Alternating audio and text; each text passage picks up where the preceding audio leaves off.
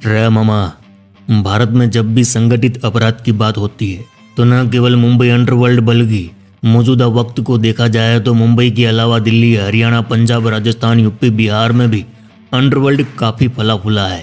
इनमें पंजाब के गैंगस्टरिज्म की बातें तो हमें डरा सकती है, क्योंकि पंजाब में नई पीढ़ी के ऐसे नौजवान छोकरे लोग हुए जिन्होंने गन गोली गैंग वॉर से पंजाब में रक्त चरित्र की अनेकों कहानियां लिख डाली।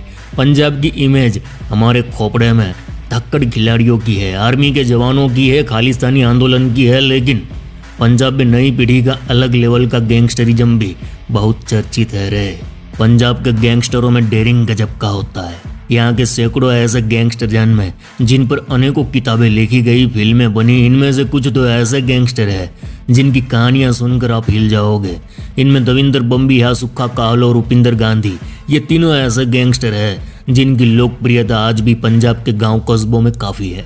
एक समय नौजवानों में इन गैंगस्टरों का भूत सवार था। आखिर ये अपराधी लोगों के दिलों पर राज कैसे करते थे, इन सब की मौत कैसे हुई।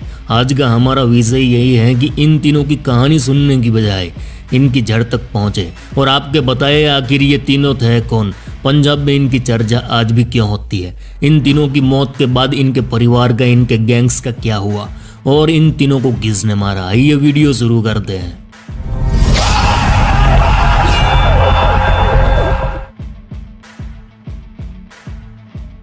केम छो मजामा रे मामा। शुरुआत करते हैं पंजाब के सबसे घातक गैंगस्टर जिसकी गोली चलाने की स्टाइल और वारदात करने की रफ्तार की चर्चा आज भी पंजाब के गुंडे मवालियों में काफ़ी चर्चित है।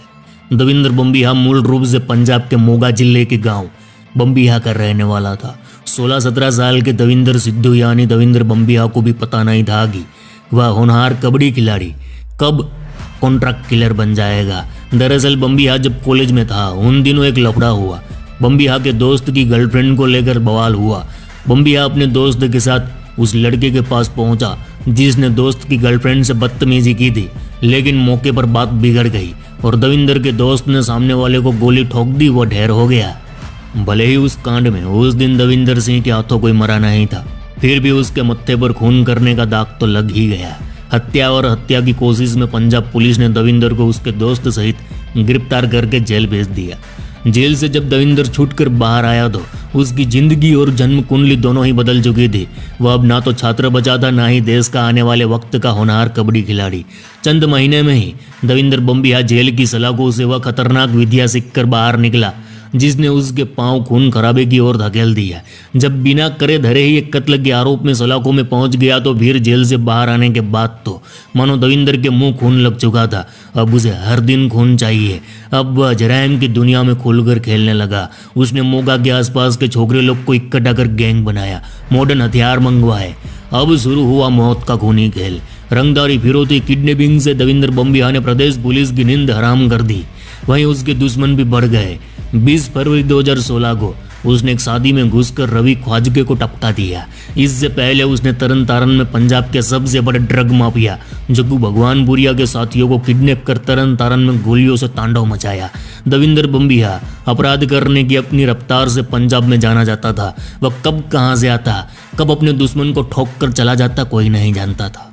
रे मामा, वह पंजाब का एक ऐसा लौता गैंगस्टर था जो पंजाब पुलिस को खुल्लम खुल्ला चैलेंज करता था कि जब भी आमना सामना होगा पहली गोली मेरी ओर से चलेगी।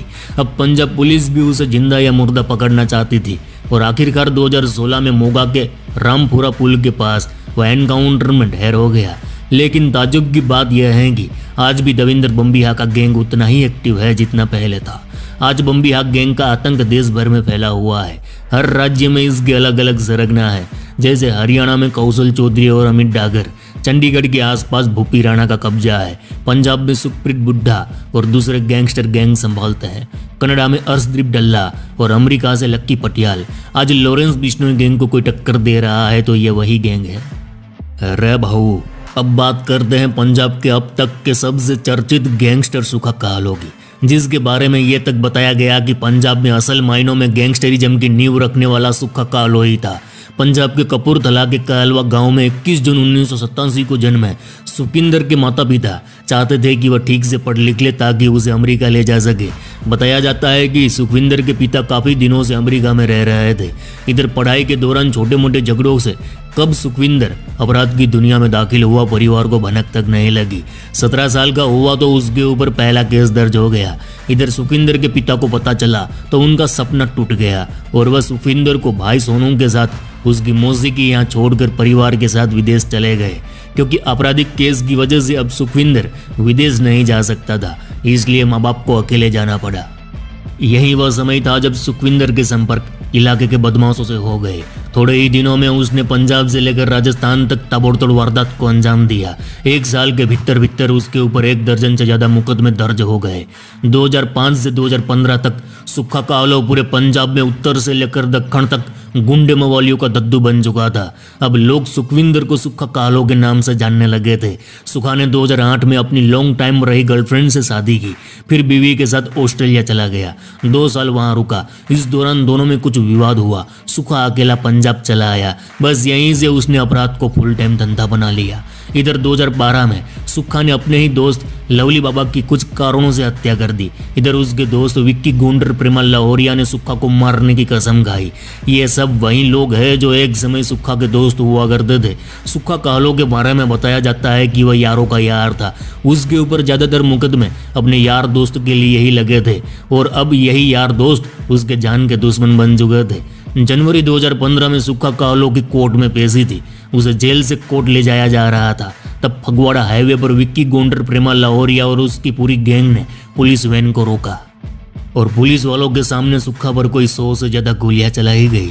इसके बाद इन सभी ने वहां भांगड़ा भी किया। तो इस तरह पंजाब के सबसे चर्चित गैंगस्टर का अंत हो गया। सुक्खा की मौत के बाद उसकी गैंग भी बिखर गई। अरे मामा, अब बात करते हैं एक ऐसे गैंगस्टर की जिसे शायद आप भी गैंगस्टर ना कहो। पंजाब में कई सारे गैंगस्टर हुए, लेकिन एक नाम ऐसा था जिसने कम उम्र में अपनी पहचान पूरे सूबे में बना ली थी। इस गैंगस्टर का नाम था रुपिंदर गांधी। रुपिंदर के बारे में पंजाब में लोग 2 राय रखते हैं। जहां युवा उसे यूथ आइकॉन मानते थे, तो वहीं उसके गांव और आसपास के इलाके में उसे गरीबों का मसीहा कहा जाता था। हालांकि पुलिस रिकॉर्ड में वह पंजाब के कुख्यात गैंगस्टर्स में से एक था। पंजाब की खन्ना तहसील के गांव रसूलरा में 2 अक्टूबर 1979 को रुपिंदर सिंह ओजला का जन्म हुआ।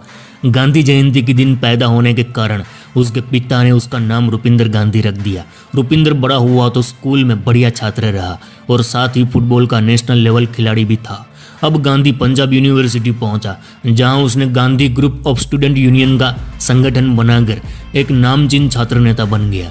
पंजाब में रुपिंदर गांधी को लोग यूथ आइकॉन मानते थे।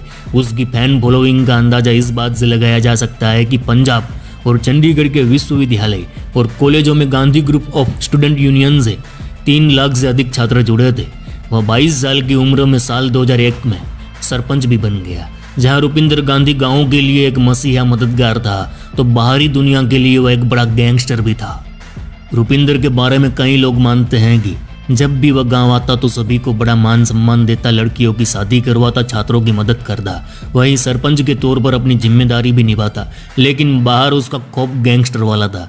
वहीं कुछ लोग उसे अपनी राजनीति में रोड़ा समझने लगे थे। कुछ नेता उसकी लोकप्रियता से डरते थे। इसके अलावा झगड़े, मारपीट और गैंग वॉर के चलते उसके खिलाफ पंजाब और चंडीगढ़ में कई मुकदमे दर्ज हुए थे। बात 2003 की है। रुपिंदर अपने दोस्त के साथ स्कूटर से कहीं जा रहा था। समराला रोड पर रुपिंदर का अपहरण कर लिया गया। इसके बाद सलूदी गांव में उसकी हत्या कर दी गई। 10 दिन बाद उसका शरीर भाखड़ा नहर में मिला। उसके शरीर पर 2 गोलियां पाई गई। रुपिंदर की मौत पर उस जमाने में आधा पंजाब जाम हो चुका था। रुपिंदर की हत्या में 11 लोगों के नाम आए थे, जिनमें से कुछ आज जेलों में बंद है। तो मामा, ये थी पंजाब के 3 डेयर डेविल गैंगस्टरों की कहानी। कैसी लगी कमेंट में जरूर बताना। चलो इस गुज्जू भाई का राम राम, मिलते हैं फिर।